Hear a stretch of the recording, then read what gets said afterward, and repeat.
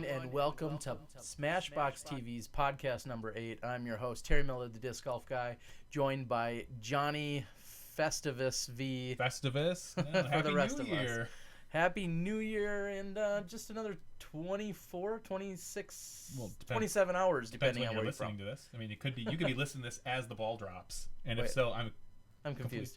Well, this is a podcast. Oh, too. That's right. Okay, so okay. We yes. did have somebody confused that they didn't know they could go back and listen to old episodes. So yes, San Filippo House, get on it. Yeah, you guys you can watch or listen anytime. Doesn't have to be live. If you want to chime in live here on the chat board, which is currently blowing up, that is one huge advantage to listening to us live. Yeah, you can chat with us. You can give us suggestions, talk to the guests, or whomever. Absolutely. So you can do that. And always, before we even go through our itinerary, first and foremost, let's tell you what you can do so that you can see all of Jonny V's beauty and the new slimming feature we have on my side of the camera. Tell them what they can do. That's a different lens. Oh, darn it. Well, what they can do is they can click on the little gear in the lower right-hand corner. I think, you know what? This is podcast number 8. This might be the last time I tell people. I know. Maybe we'll work on it like once a month or something like that. Go ahead and click the gear in the lower right-hand corner. If you're watching live, you can then bump up the resolution to 720p, which is what we're pushing out at, which is what we push out almost all of our broadcasts at. Yeah, and that's you exactly nailed it right on the head. That's something for everybody to know. When they say that they're seeing fuzzy or there's a lag or something like that, usually if they're saying that it's fuzzy and the picture isn't clear during one of our live disc golf broadcasts, just change the resolution. It defaults to what your internet is best at your house, but if you change that resolution, it's going to be nice and crystal clear, at least at 720. So we're going to change up the order of a few things. Go ahead and give us a quick rundown of what order we're doing tonight. Well, we're going to start with news around the sport, which is what we pretty much always start with. No, actually, we start with Dana usually. So yeah, okay. We're going to go news around the sport. Then we're going to go to our interview with one Paul. And then we'll get to our event updates with Dana. Maybe a pro tip or a product of the week, what's hot in social media, and then our weekly picks. All right. Well, so even though we changed it up on him, like I said, right after our news around the sport, we're going to move over to talk to Paul right after that segment. So, again, so glad you guys could all join us. We got a really nice crowd out there. Lots of people already on the boards, and we're super happy to see that. So, let's start with some news around the sport. I don't think you saw this one today. It was, I find, pretty humorous. You and I have a little bit of a history in knowing Mr. Scott Stokely from many, many years ago, dating all the way back to his prime days in 98, 99, kind of that general time frame. He has actively gone out and he's looking for a girlfriend slash tour mate. Yeah, he hasn't been quiet about it. No. He's made a point to let everyone know that he's looking for a compadre, a road compadre. Yeah, and so some may think Match.com or maybe a disc golfer's dating website, which I feel would be very lopsided, but that is there's a business move, right? Sure. Disc golf dating website. Tinder. And so I know he's gone out to Craigslist in various cities that he's traveling to, and recently he got a hit or a match. I don't know what the term would be. He had a respondent on Craigslist, and which plenty of people meet on Craigslist. No big deal there. And she showed up to the tournament this last weekend down, I believe, in North Carolina. Yeah, because it was the Homegrown Tour Series. Yes. Put on by Chuck down there, Spike Heiser. And as he claimed, and I loved his phrasing of it, he said that the rest of the tournament was really his wingman, because as soon as his new friend showed up, a few people went over and got autographs from him. Maybe a little over the top.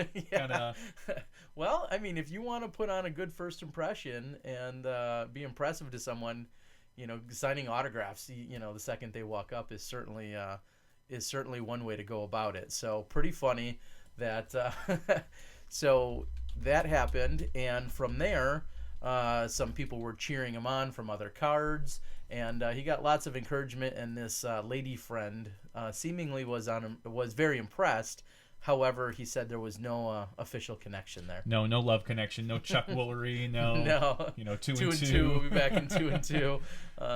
That's the 90s, early 90s, late 80s. I think you're going into the 80s if you're going love connection. Yeah, love connection. So, but anyway, no love connection. Not that dates us.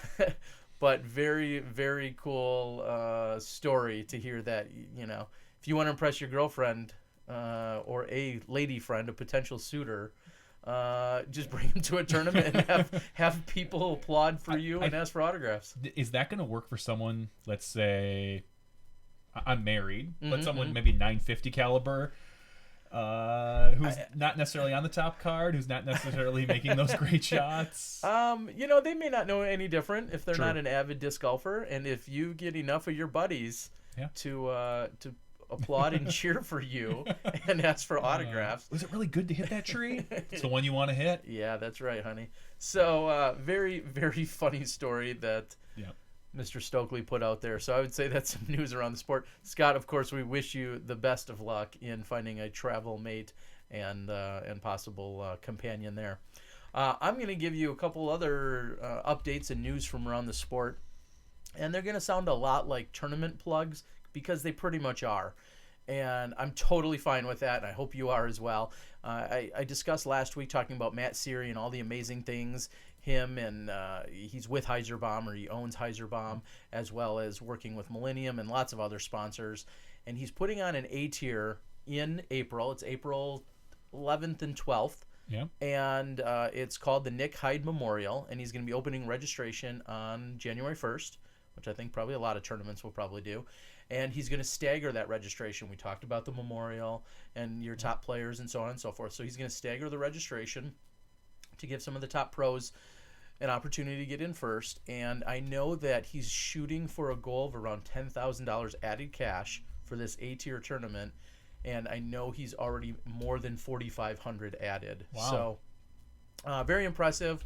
Very exciting. I know they're playing two courses down there. One of the courses that we just featured for the Battle at the Bon, and then another beautiful course from what I've heard that's less than 20 or 30 minutes away. So I'm really excited to hear how that's going to shake out. But January 1st, look for registration, the Nick Hyde Memorial, and that's by Matt and Heiserbaum. So very exciting things for them.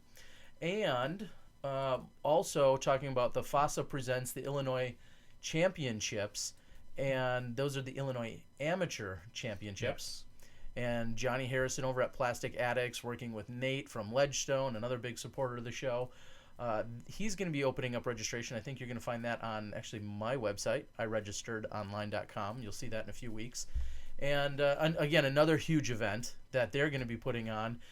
It is part of the Ledgestone Insurance Series. It's an AM Nationals qualifier.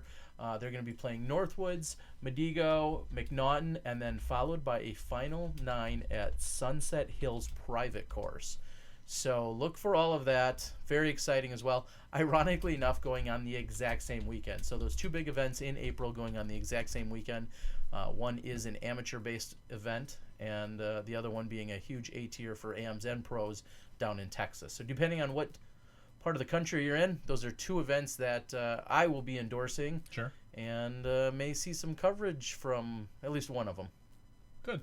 Or something like that. So there you have it. The Nick Hyde Memorial as well as the Illinois Amateur Championships, both taking place April 10th, 11th, and 12th. So check your calendar for those, and super excited to see about that.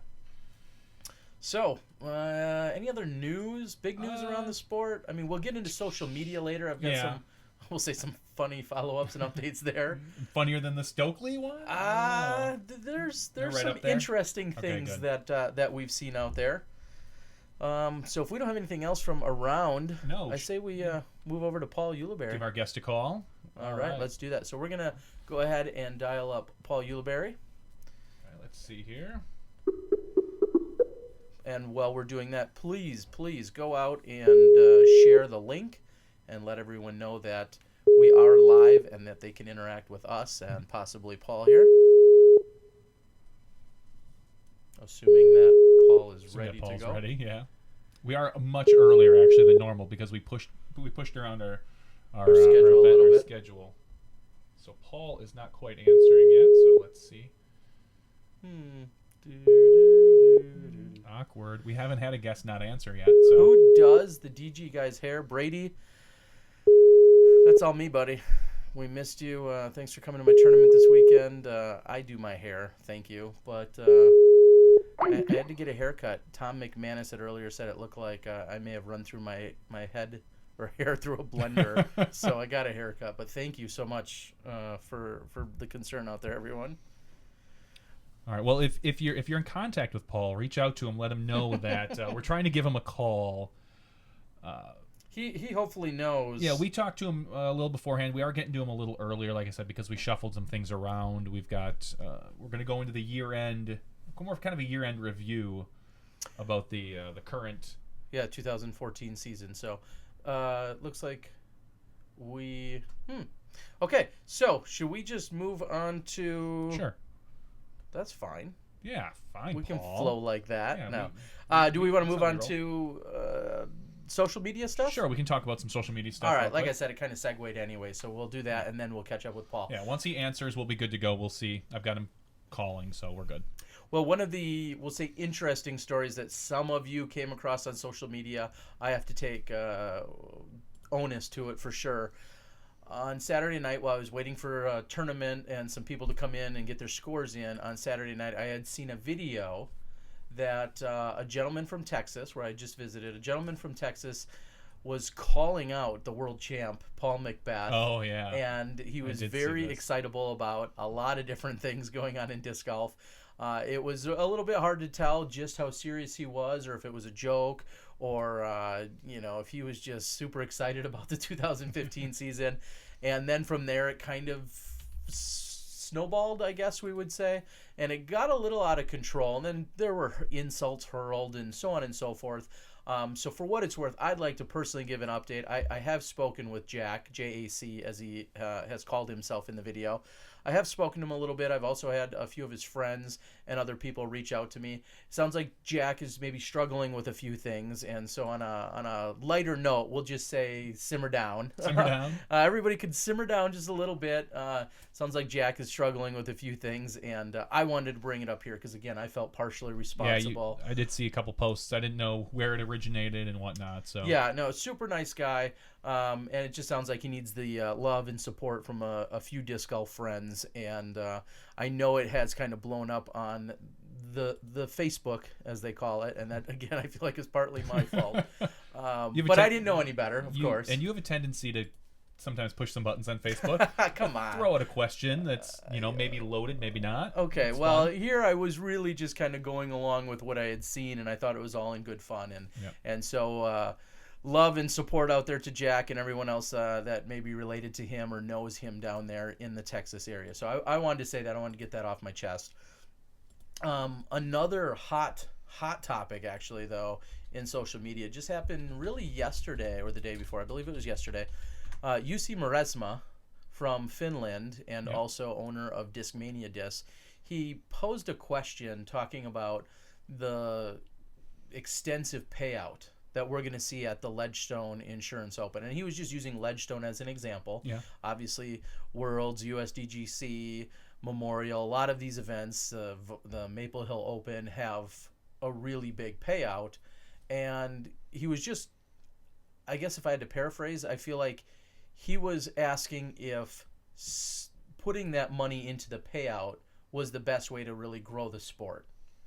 And if it could possibly be spread out into other things that are surrounding events, and if that could help make the sport, in fact, bigger. Sure. And Nate Heinold, who, of course, is running the Ledgestone event, I think answered it really well and said, we're doing a bunch of other things. We're doing demonstrations. It's not one, what a lot of people think, it's not one or the other a lot of times. Yeah, absolutely. And one thing that Nate is doing is he's working with the local golf course where we're going to be having an exhibition match. And I say we because we'll be there helping cover it. And there'll be an exhibition match. He's talking about various doubles. He's talking about doing clinics. So there's going to be a lot of different things going on, we'll say, for that entire Ledgestone Insurance Open week. Yeah. But Jussi really brought up a good point. If somebody got an outrageous paycheck at one event, and the event is huge, is that doing anything for the scope of disc golf, for the broader scope, other than making one guy really get a huge paycheck that 1 week? It's hard to say. There's no good way to follow the money, so to speak, to see if that type of exposure, giving someone a monster paycheck is really exposing our sport to bigger and better things. That was weird. Yeah. I mean, I think if the purse was large enough, I think then you're going to get some things, but we're not in that realm yet. I'll say that for sure. Yeah, and it was a really good point. I know there's lots of different people that have different angles on it. Of course, I had said in that thread that we really need to expose these events and promote them, and by having live coverage or recorded coverage, those are two ways that I think that we can make the sport and the exposure bigger, sure, and not just handing out a big paycheck. Because if there's one thing we've seen, paying the women more, for instance, and providing more women's incentives at some of these events hasn't really grown the women's field. We're still at 2 or 4 or 8 women for an A tier, and that's not that impressive. So sure. I don't think throwing money at it has certainly been a solution. So very, very good argument and points made all across the board. UC brought up a really great conversation, and it was something that was pretty hot on social media. If you want to check it out, it's probably still out on his page. A lot of really good points, and people have chimed in on that. So guess what? What's that? I've got Paul. Oh, hey! With that being said, let's bring on our featured guest of the night, Mr. Paul Ulibarri.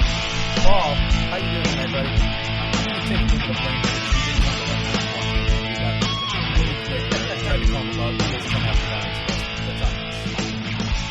this. Paul, were you in makeup, or how you doing? I'm doing good, man. We just got done with dinner, and yeah, I'm ready. All right. Well, awesome. So again, we apologize that we kind of shuffled the schedule around on you a little bit at the last minute, but glad you could join us. You are not in sunny, warm Arizona. Where are you at, and what are you doing? No, right now we're at me and Katrina are actually in Pipestone, Minnesota, where her family resides, and we're visiting them for the holidays. So. And it was about 7 degrees in Wisconsin today, and I'm guessing you weren't more than 5 degrees away from that one way or another, were you? No. How does that feel? I have no idea. It was cold outside. I'm telling you. I'm not used to it, that's for sure. I think anything below 32 degrees is the same to me. Yeah. No, trust me, it's not. You'll notice the difference between 25 and -5. There's a sharp. I don't go outside with any of those temperatures. So. All right, Paul. We saw just recently you talked a little bit about what you felt was your best year to date as a professional. Reflect a little bit for us and for everyone out there. You've got a lot of fans and a lot of supporters. Reflect a little bit about your 2014 season. I just did a social media post, I think yesterday, and I kind of, like you said, reflected on my year and how I felt I did. And like you just said, I felt like it was probably my best year ever. I had a couple good years, 2010, 2011. But I think this last year I learned a lot, and I was more consistent than I had ever been really in my whole career, and that was something that I felt like I was missing the past years. And so for me personally, I felt better about my last year than the other years. I did a video blog way back in 2010. Well, you were at the World Championships, and then here again, 2014 at the World Championships. You were right in the hunt of things. How did that feel? And what's it going to take for you to seal the deal on taking down that major? The way it felt, it was incredible. It was an incredible experience. I think it was probably our biggest turnout as far as a gallery in any tournament ever. And so to be a part of that finish between Macbeth and Ricky, and obviously me and Nate being in the hunt in that final 9 at the World Championships, I mean, just the experience was incredible. And I learned a lot from it. I learned a lot about myself, and I learned a lot about my competitors also, and kind of see what it takes to, I guess, kind of take it down. Macbeth is right now he's on the top of the disc golf world. I mean, he's the one to beat. We all know it, and we just got to understand that, and then practice and get better, and do our best ourselves. We're not trying to take down Macbeth. We're trying to take down the course. And I think that's what he does better than all of us. He focuses on himself, and he doesn't focus on us, and that's how he is able to be so consistent and so, I guess, dominant in those last rounds too. You can really tell how focused he is on the course, and I think that's one of the things that we really have to, or at least I have to focus on in my next coming years. And what do you think you can do to help that focus? It's little things. It's like, for instance, in my off season, it's consistent of me being here the last 2 weeks, and the only thing I've done is really watch film, YouTube, of past tournaments this year that I have been playing in, and I've watched a lot of Macbeth, a lot of Ricky, a lot of Shoestrick, a lot of whoever's pretty much on the lead card, because that's where we get most of our coverage from.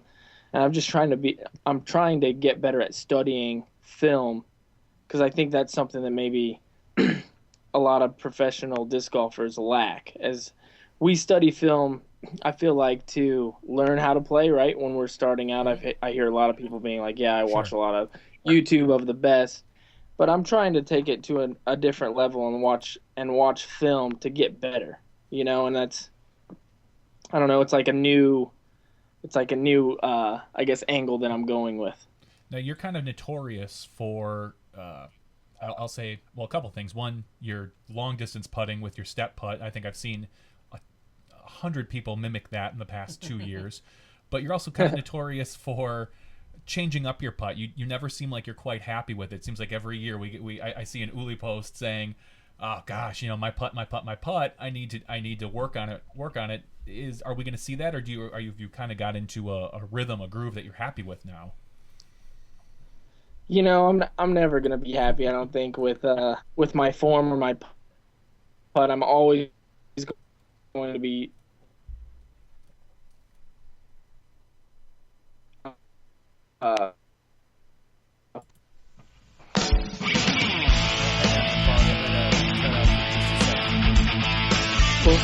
push be better. I feel it, and that's one thing that I think you have to understand too. Is where I am. Oh yeah. Am I back? Yep, yeah. There you just kind of got a little choppy. Yeah, at you times. got a little choppy. Sorry. What I was saying is, you there? Yep. Okay. Go ahead. Okay. No, one thing I was saying is, one thing with us professional disc golfers is we are our own coach in a way. So I don't have somebody saying, okay, you need to do this, you need to do this better, let's focus on this. It's myself, and so that's one thing that I've always pushed myself to be better. If something's not working, I'm going to try and change it, and I'm going to try and make it better. But if I feel like something's working, I'm going to practice that until I feel like, it's time for a change or whatever. And I think if you talk to any disc golfer, they're going to say the same thing, that they're just trying to get better. They're trying to learn from, past mistakes, learn from people, your successes, all that stuff. Well, and one of your friends and people that I know you look up to, in Nate Doss, for many years, he had a very specific, very unique putt, the way he kind of tilted his disc up a little extra, before he putt. And this year, he seemed to have flattened that out. So what was kind of a signature stance and move for him, after 8, 10, 15 years of holding his putter the same way, he seemed to take out one little component of that. And I think that speaks to what you're saying, is that you can evolve really at any time. Now, yeah, exactly. Now, one question I would have is, you just mentioned how good Macbeth is and what you feel like he does so well. When a teammate in Ricky Wysocki or yourself or Nate Doss or anyone, when other players are on top of their game and playing their best, is that still good enough for Macbeth's best? I mean, can you see? I mean, you were challenging him that entire week at Worlds, and it really kind of came down to the very end. Is that just going to be who has the better championship final day, so to speak? Is that what it's gonna? Is that how competitive it's going to be? That's a good question, but I think that the game's getting to the point where there's just so many good athletes and so many great players that I think pretty soon in the next couple of years it's going to be anybody's game. I don't think you're going to be able to pinpoint a Macbeth or a Ricky or a Feldberg. I think that they've held their dominance for a long time, but I think with the athletes that are coming into the game, and I'm not talking in the next couple of years, I'm talking maybe 5-10 years down the line, there's going to be many people with a chance to win, kind of like the way that traditional golf is going right now. You can't just say, oh, Tiger Woods is going to win this, this tournament or whatever. He's going to have a good chance because he's one of the best in the world, but there are so many people that can win. And I think that disc golf is getting there, I think that the progression of the sport is really just pushing the limits to who can win every weekend. And right now, Macbeth and Ricky have a good, strong hold on that. But 2015 is different, Yeah. And, as everyone's seen, you're not far behind. I mean, everyone says they're the top tier, but there's not a huge gap between them and you. Exactly, and maybe that next putt I come out with next year, if I do. Yeah. But that's it's one small click away. For any of us great players, I reference myself as being great, but I'm sure. Yeah, we know what you mean. Like the top way, one click, one little thing from them being at the top. You know what I'm saying? Sure. One breakthrough in a way. Well, I mean, you just learned an X step a year ago, so I mean, come on, right?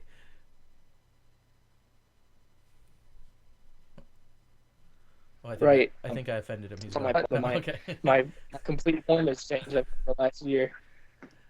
Now, talk about, you've been one of the original Prodigy members, and there's going to be a lot of talk. We'll talk about it more even after you're off the show, but talk about what that's meant to you, and here we are coming up on 2 years, which it's been talked about quite a bit, that Prodigy kind of signed 2-year contracts with everyone. What's it been like being part of this Prodigy movement, we'll say, that you've been part of for the last 2 years? I mean, it's just been an incredible experience, to be honest with you. In the years past, being with Innova and Discraft, I have nothing bad to say about those companies at all. But being part of Prodigy and really watching the company grow with the help of what I do on the course, I don't know. It's a different feeling, And I really feel that every time I go out on the course, I'm helping us grow. And I'm really excited about next year. I'm really excited about being with the company again next year, and I'm really happy for our whole company and how well we've done. Shoestrick and Ricky winning the majors this year, that was huge for our company, and that's, in my opinion, proof that we have one of the we are one of the best manufacturers in the game. And Katrina winning the world championships, now we have a world champion on the team in 2 years. I mean, really our performance speaks for itself, and I'm excited about next year, and I know that I've gotten better switching to Prodigy, and I know I'm going to keep getting better from the switch. Now, one of the things that you're most known for is that you seem to be like a guy that gets along with everybody. You're really calm and composed on the course, and then off the course, it seems like you have no enemies that I know of. You have no enemies, and you pretty much get along with everyone, and you're seeing, we'll say teams and alliances and cliques and all these other things form. how is it that you're able to you know, I don't know, stay out of that disc golf drama that we see and read and hear so much about? You know, I just keep to myself. I keep to my friends. You know, I have a great support system at home with my parents and my family, my brother, and you know, I just try and be myself, and I don't try and judge anybody. I know everybody has their faults, and I think people know that, and yeah, I don't know. I just try and be me, man. No, that's awesome. I mean, everybody talks about you being one of the most lovable guys out there, and we don't see, you know, real serious temper issues or you know, busting out any kind of language and things like that out on the course. You just, I know you internalize some of that frustration better than others, and it's certainly very good to see. What would you say you're most looking forward to here in 2015? Just competing. You know, I feel like we talked about, I'm really close to getting my major title. I just love to compete, and I love to be right there and play against the best, and I love disc golf. I just can't wait to get back on the course, you know.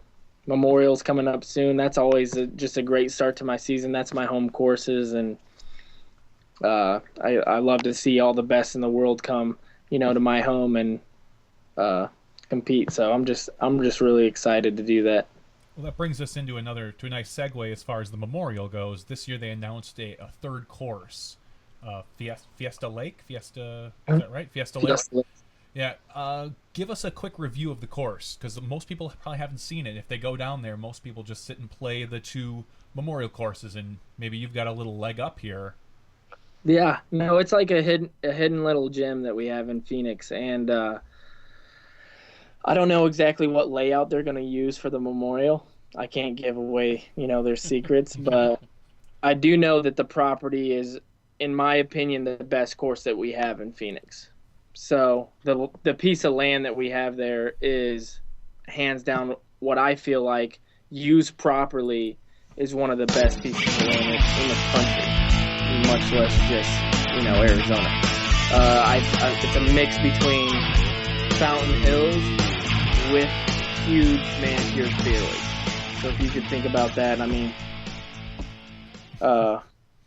just depending on what they use with the land. I'm not there. I'm not designing the course or anything, but I do know that the piece of land that I've played there is just phenomenal. So natural OBs or just kind of natural OB,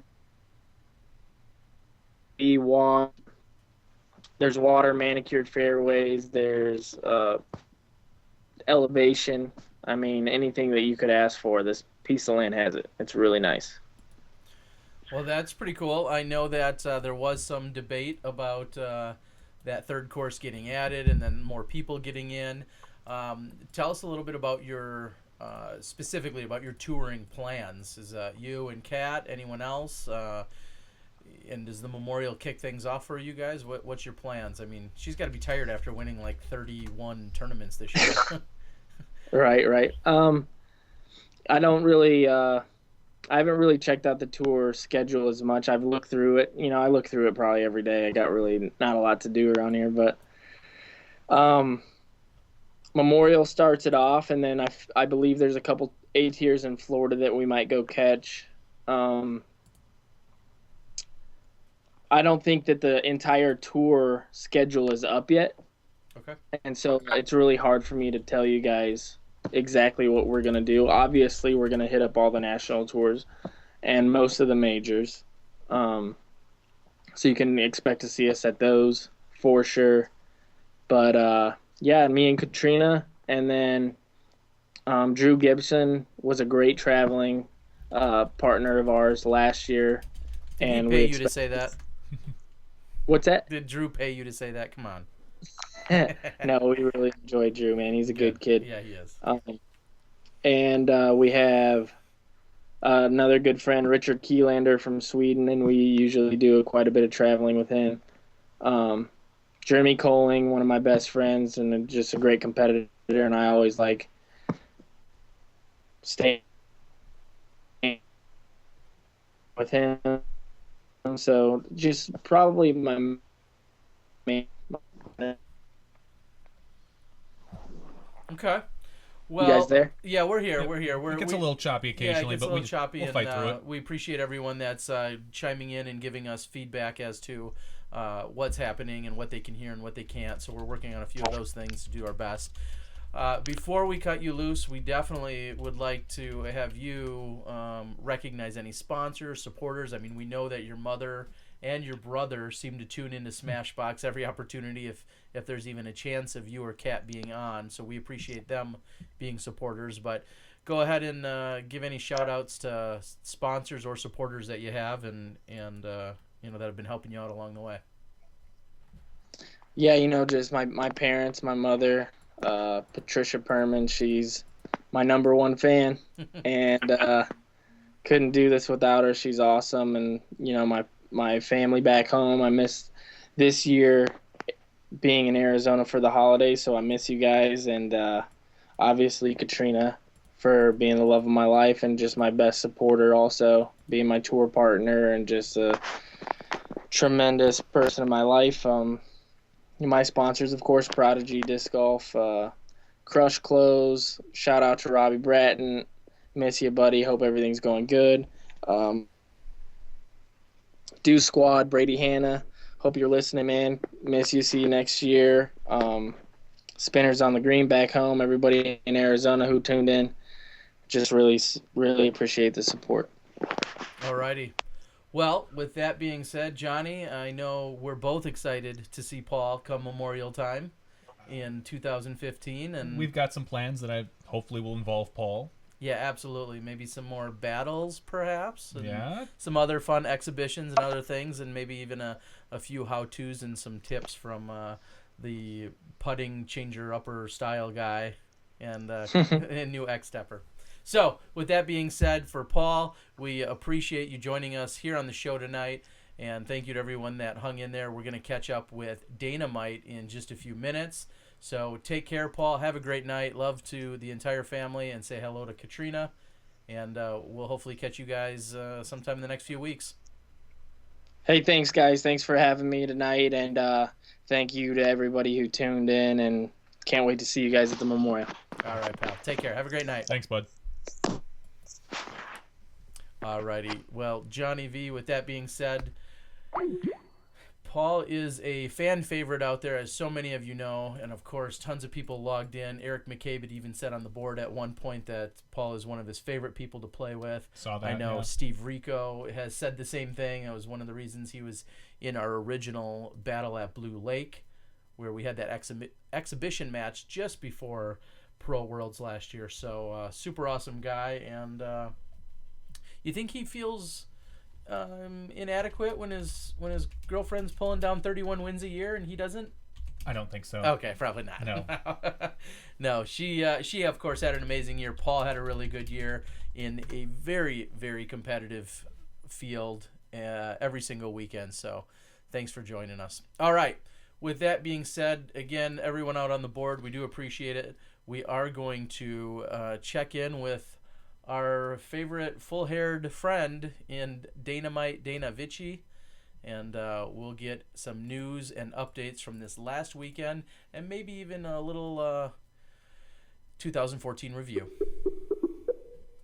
All right, we're going to give him a call. Hopefully this goes a little bit better than Paul's call. Better signal. Yeah, just some issues with Paul's signal, so...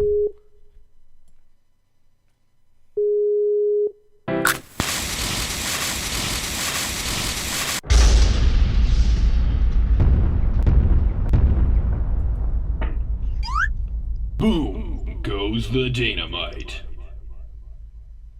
All right, here we are with Hey, Dana Vicich. What? Wait a minute, someone's jacked the stream. What is going on? This looks like... That's not DanaMite. Well, what are you talking about? I've got the mustache. I thought that... Guys. Welcome to the Doesn't that show. count? Instead, filling in for DanaMite Vicich tonight, we have AJ Risley, affectionately known as... The disc golf boy. AJ, you're not my son, although I don't know if that math would work out, but glad to have you. How you doing tonight, buddy? I'm doing pretty good. How are you guys? How was your Christmas? Or right. what'd you say, Festivus earlier? We're not thinking about Christmas. We're thinking about New Year. Oh, the New Year. That's right. Yeah. That's right. Yeah, you're right. Absolutely. And we didn't know if there was a contest. Somebody should have told us of the mustache contest between you and our other guest, Paul Ulibarri, tonight.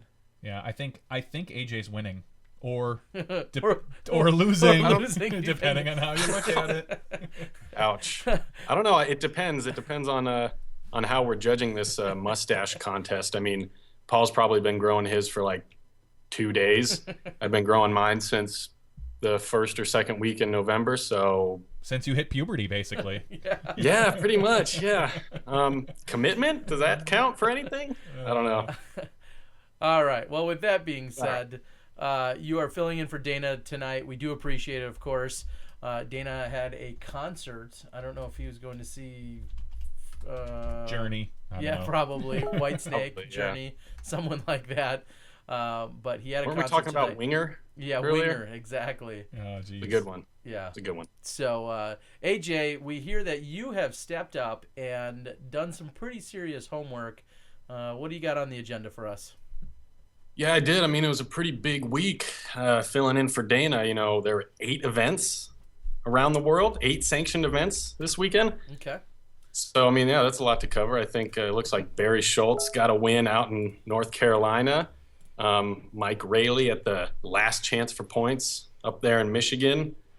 He whooped up on some youngsters. And then over in Finland, Sami Valsanen, boom, taking down the win. No, Wow. not. Yeah, I mean, Sammy. I mean, I had my money on him to win, so I can't act too shocked. Yeah. But a win's a win. You got to get in where you fit in, is what I say. Yeah, and then I heard there was also a C tier out in Wisconsin. Would either of you guys know anything about that? Terry, perhaps? Yes, it was my C tier, and I was about this close to competing and playing myself, and then I was up a little too late and doing too many TD things, so I decided the next morning. And then when I saw the chance of 30-mile-an-hour winds and 28 degrees, I decided to forego it at the last minute. But had some solid play out there. We saw our boy, huge supporter of the show, huge Smashbox fan, in Colin Huff, coming from the second or third card, I believe the second card, to take down the win very unexpectedly with how far back he was.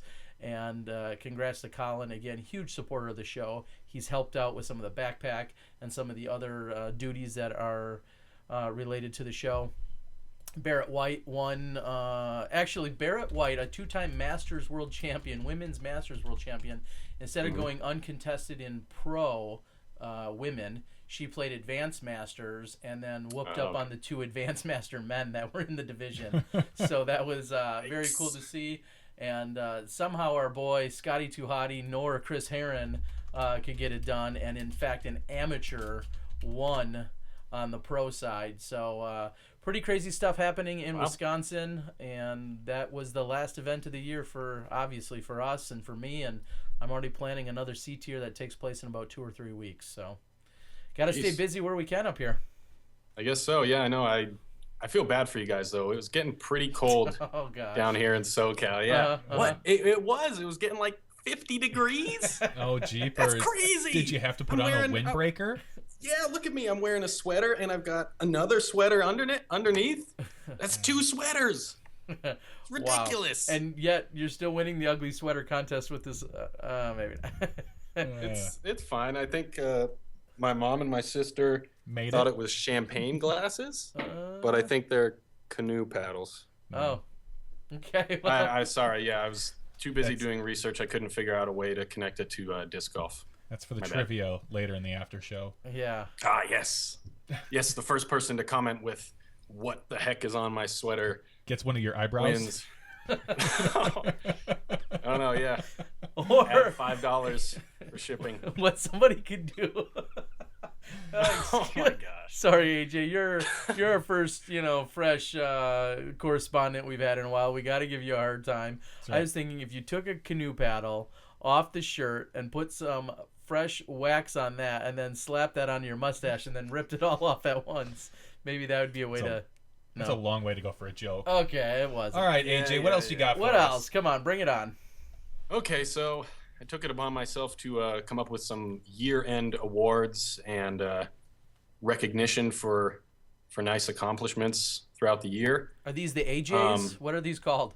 If these are year-end awards. These, I don't know, whatever you want to call them. Okay. Really. Okay. I don't know. This smashies. Is that appropriate? I don't mind it. Depends how old you are. That's probably more appropriate than the box smashers. Anyway, let's keep it moving. So basically, I went to the current world rankings. I wrote down, took down the top 50 in the world for the men. I went individually, got their rating from their current rating and then their rating at the beginning of the year, matched those up, did a little difference function in my Excel spreadsheet, and I came up with the most improved in the ratings category. And most improved would be, I've got 3 men, 1 woman. For the men, we got Josh Anton. I know he only played 5 events, but he played pretty well in those 5 events. He started out the year at 1025. Not bad. And he finished the year, I think he is the 3rd highest rated player at 1043. So that's an 18-point jump. That's pretty good. He's in the 1040 club. Yeah, and speaking to that, 18-point jump. Okay, so you're 940 or we'll even say 910, and you have a couple solid events, and you bump up to 928. That's impressive. It's always great to have a nice ratings jump. But when you're talking about 1025 into the 1040s, all in one ratings, like that is in 1 year, very solid, very consistent play. And Josh, like I think you just mentioned, Josh played 5 events and won all 5. He had an undefeated season. Yep. 5 Perfect events. Season. Yeah. I mean, that's one way to do it. But go on. It's not bad. Mm-hmm. Yeah, not bad at all. Let's see. My other highlights for that would be James Proctor, also out of California. Let me find James here on my list. He started out the year at 1,003, ended up at 1018, and he played, let me see how many events he played. He played 16 events this year. So another good jump. Good job, James. That's a big sample size to jump that much. That's great. Yeah, and then my 3rd most improved player would be Johannes Hogberg. And let's find him here on my list. I've got him. Okay. Yeah, he started out at 993 this year and finished at 1,006. Not bad. So he broke into the 4 digits.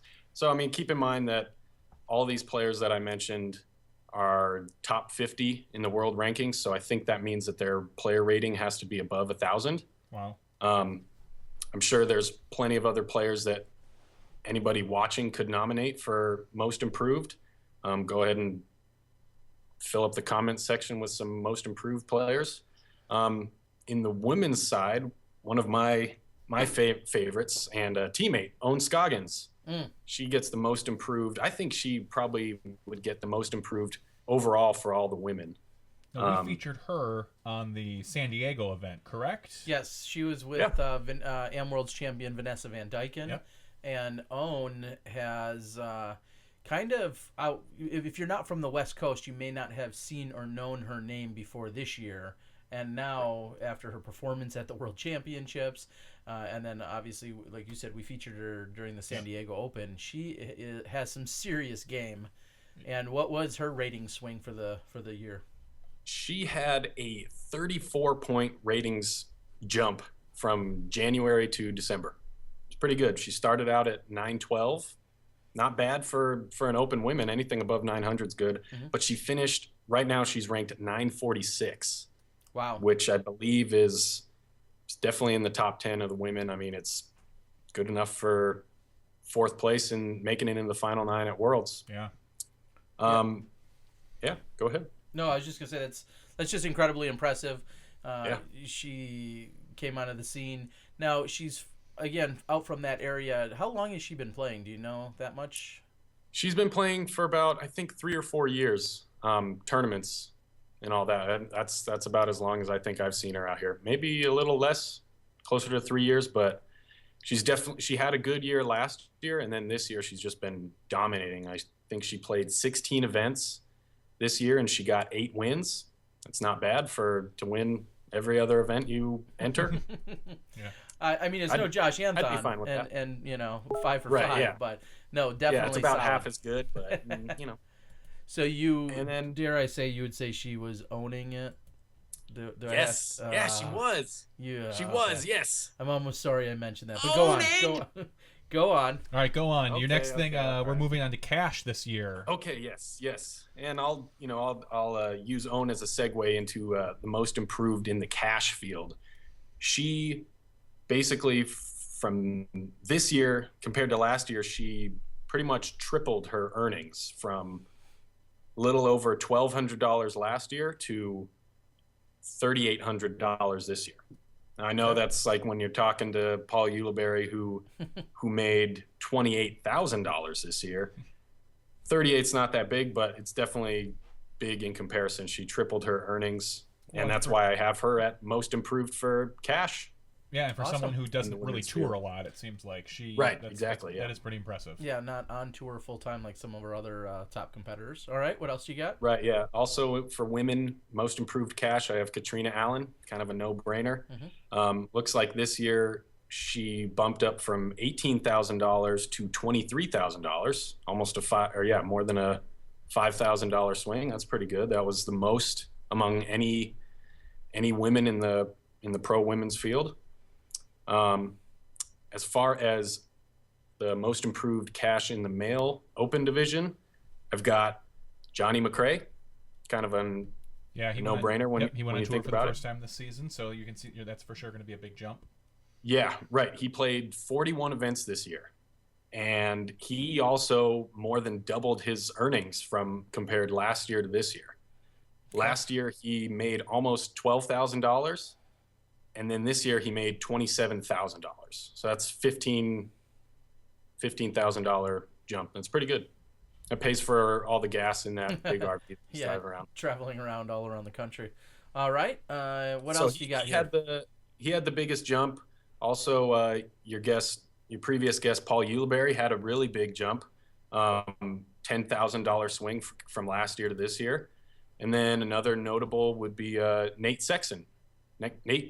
He also had more than $10,000 in compared to last year. Which makes perfect sense. We talked to him, like you said, last week, and with the amount of traveling and touring he was doing, just saw him and Jonny and Own just taking some of these skills on the road proves that they can go out and be competitive with anyone. It's just a matter of physically getting out there and doing it to hang with some of them.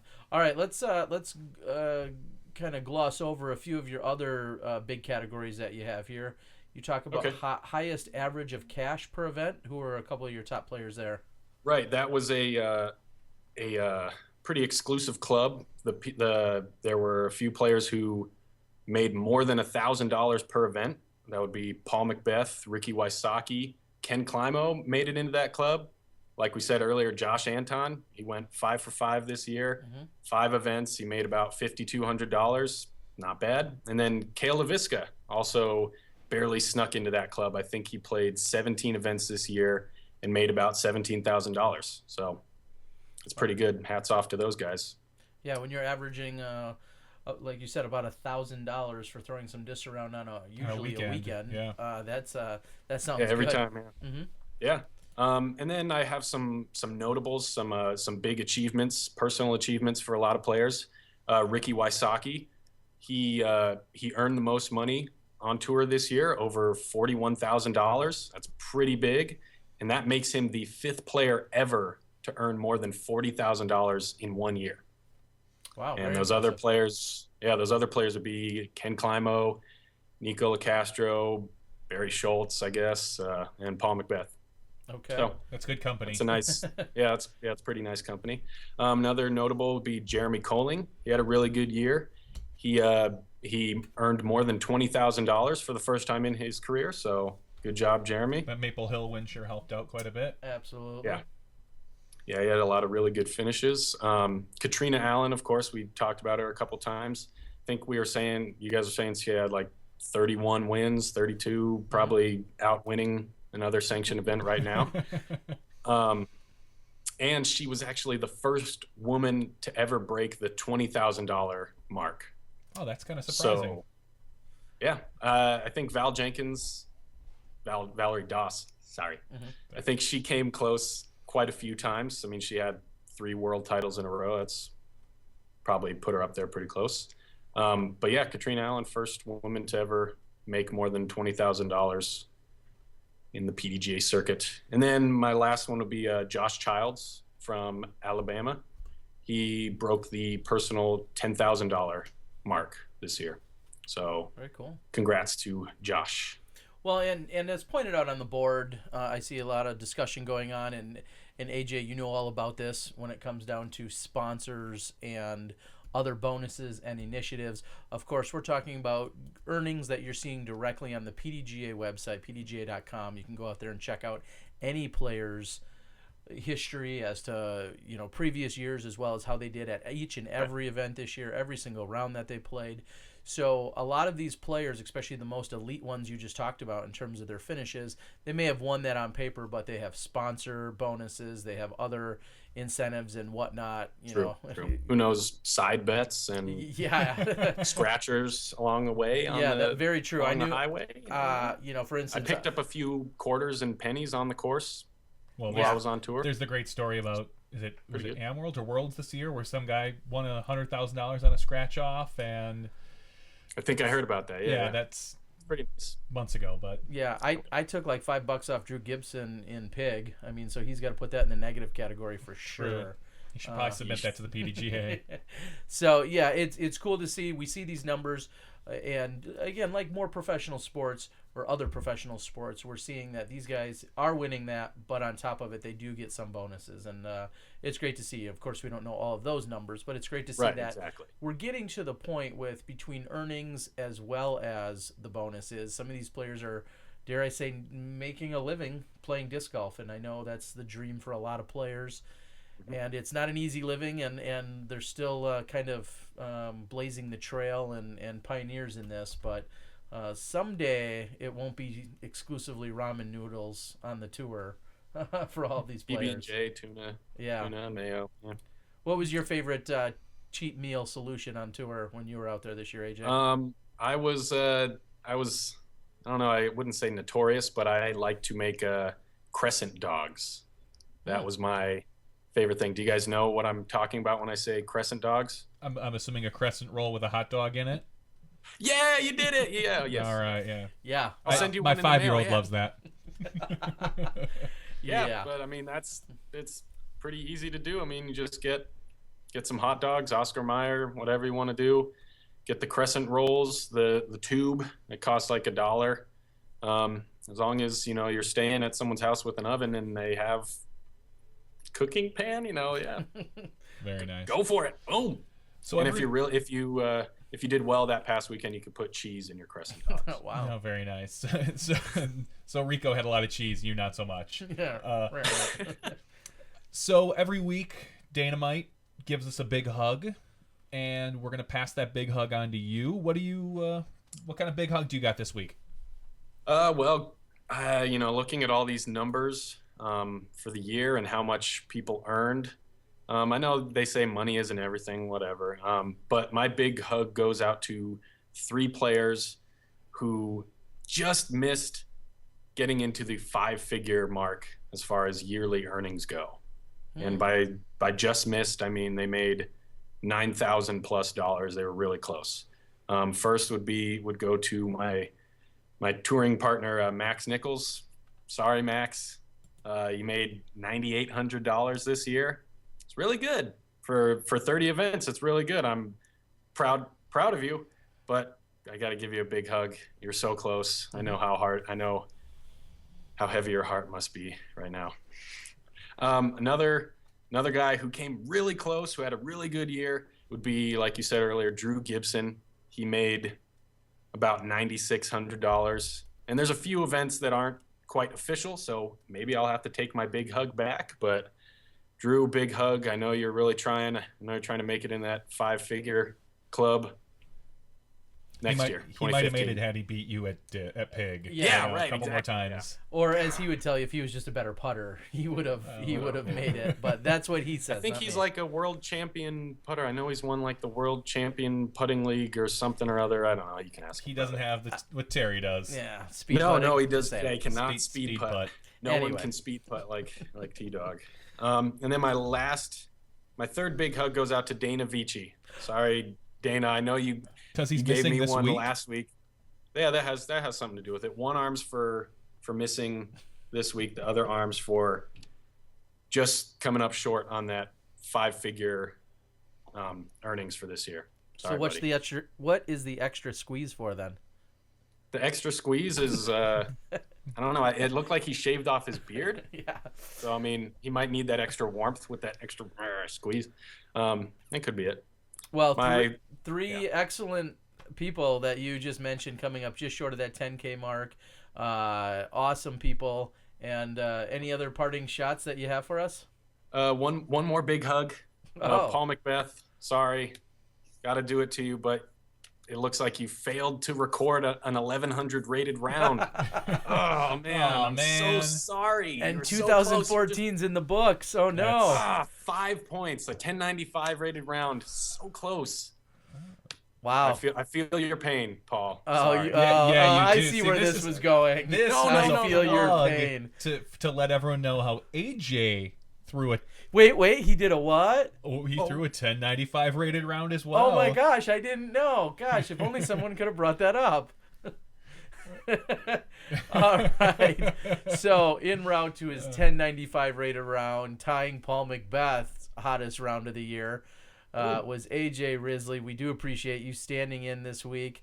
AJ, thank you so much. You did a lot of research and a lot of work. I know Dana's going to have to step up his game if he wants to hang with all the research and work. You were talking about spreadsheets. I almost called you Chuck Kennedy there for a minute, but you're talking about some serious PDGA spreadsheets, and we do appreciate all of the heartfelt work out there. And this is it. This is your final parting shots. No more hugs to give out. Anything else you'd like to say before we let you go and we fly into 2015?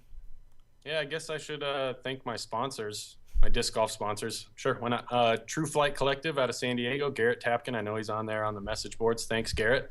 SDSF Pro Shop in Escondido. They're really helping out the disc golf scene in San Diego, so I'm glad to support them. And they actually paid for me to get into the Memorial this year. So thank you, Matt, Sean, Pam, Shim, everybody at SDSF. Thank you very much. And last but not least, I'll do my best. Thanks. Last but not least, these guys right here, you might have heard of them, Legacy Discs. Best disc golf sponsor in the world right there. So this world, the next world, this whole universe, I think. Thanks, Steve, Bamba, Valencia, Freddie, Ben. Yeah. Hi, Eric. Hi, Nate. I know they're on the chat boards. I think my dad might be watching. And your dad is definitely there. Yeah, he's blowing it up like always. We were kind of expecting maybe just a slight pass-through from Father Risley, thinking maybe he can sneak on the SmashBox cameras. So he says you must have a sore shoulder from patting it on the back yourself on the anyway. All right, so for AJ, we do appreciate again you stepping in. We will see you sometime in 2015. We appreciate all of the help and support that you've given to us over at SmashBox. You've worked cameras, you've done commentary, you've carried a backpack around, you've done a little bit of everything. You were there for our very first broadcast, and we appreciate everything that you've done, including stepping in tonight. Yeah, if we're lucky, maybe we'll find a segment that AJ can have for himself. And AJ, we'll see about that. Yeah. Jury's out. All right. I'll start writing some jokes. There you go. Start writing. Work on that stand-up career. Okay. Talk to you later, AJ. Thanks again for joining us tonight. Thanks, guys. See ya. Bye.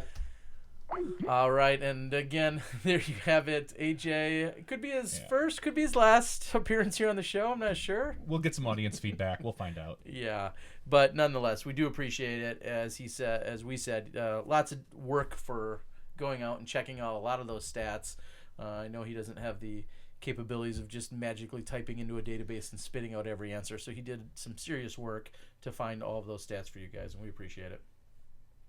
All right, what else do we have here? We're moving into about an hour on our time. So what else do we have that we're going to jump through before we close out the night? Well, should we just finish up with the little social media?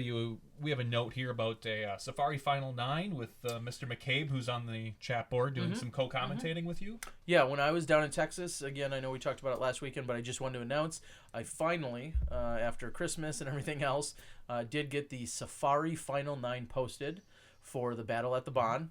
And after doing no commentary for the highlight round, the second round, or the third round, I had the honor of being joined by 2010 world champion Eric McCabe.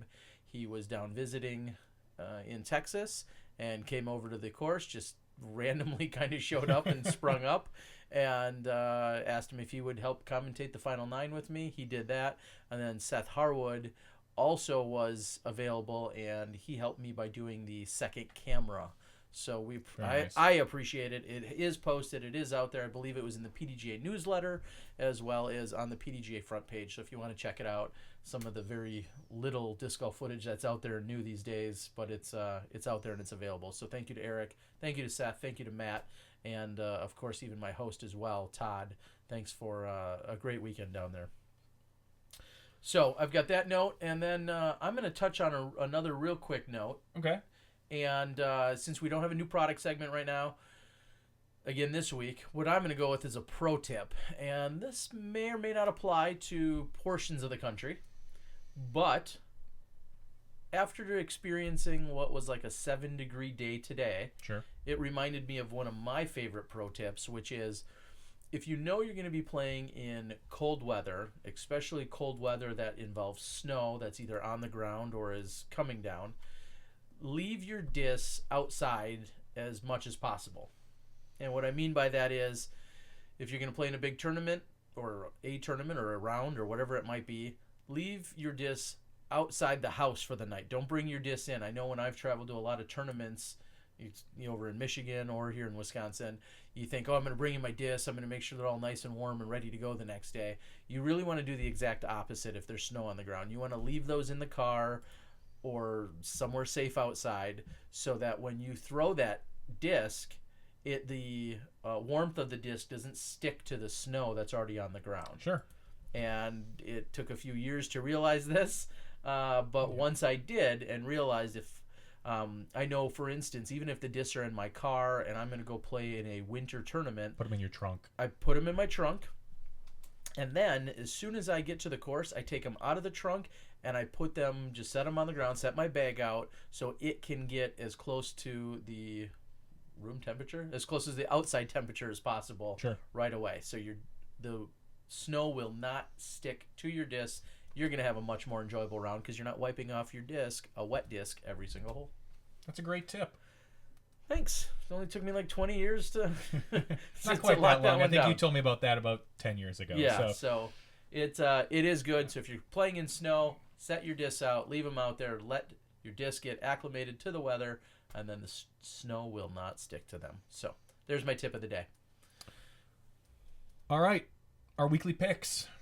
Well, before we get to that... No. Our weekly pick. My weekly pick is Miles. Wow. Hey, Miles. Yeah. Should we break the news that we're going to start a new our morning talk show podcast? Talking with SmashBoxx? Coffee talk? No, we would, of course, like to thank, I know we've talked about him in the past because he's such a great guy.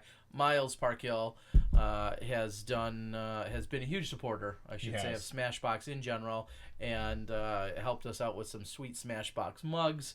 And I think he's just trying to show off some of the capabilities that he has as a printer. Yeah, we've got a bigger coffee carafe kind of thing over there as well that he's given us, and the backdrop you see is from Miles, and he does a lot of stuff for us. So that's why he's my pick of the week. I think I picked him one other week. We should check the show notes. You? I don't care. Do we have any historians, SmashBoxx historians that can No, nobody's documenting that. I don't believe so. It's in our show notes. Oh, so well, either way. I could go back. Someone could go back. He has been awesome, so we do appreciate it. Before I let you go, I'm going to tell you about my pick of the week, which is the PDGA memberships and, more specifically, our new SmashBoxx code. And what I mean by that is, if you are a brand new PDGA member... Is it like the Konami code? Yes, up, up, down, down, left, right, left, right. Yeah.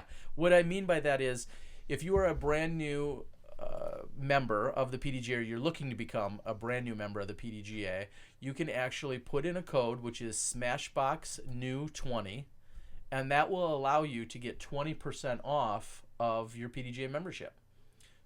So, just for watching, just for supporting us, just for tuning in, the PDGA is working with us. Again, huge supporter of what we're doing. So, SmashBoxxNew20 will get you a 20% off code. I know when you go to the PDGA website and you go to the new member area and you type it all in, at the very end, there's a coupon code that is available. If you need help, I'd be more than glad to help you out. But whether you're becoming a new professional member at $75 or a new member at $50 for amateurs, or I think even $30 at juniors, you can get 20% off each of those price points. So pretty cool.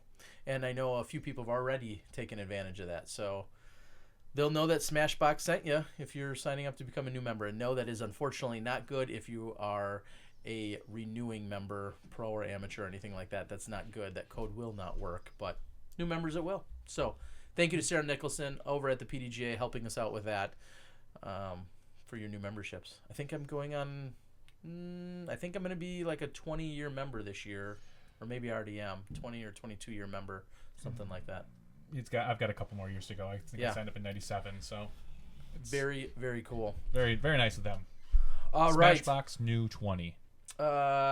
Where can they find us? Let everyone know yet again where they can find us. Yet again. So I reached out to somebody on Facebook today who had said that, oh, look, I can listen to these guys after the fact. And yes, you can. iTunes, Stitcher, Pocket Casts, whatever podcasting app you use, YouTube, you name it, you can find us there. I know we had some issues with the audio popping up here with the theme song kind of replaying is what it sounded like every 3 to 5 minutes, and the podcast should not have that, but okay. I don't know if I'm gonna be able to pull it out of the YouTube audio, so we'll see. But yes, any of those places, reach out, give us a great review, kind of try to bump us up in whatever disc golf podcast rankings there are, if they even exist. I don't know, but go ahead and in fact share it with people. Let everyone know. If I know there's a thread out on Disc Golf Course Review. There's we push out on Facebook. Like us on YouTube, or subscribe to us on YouTube. Like us on Facebook. All that good stuff. Yeah, and we'll have to check in. Maybe next week we'll get some updates.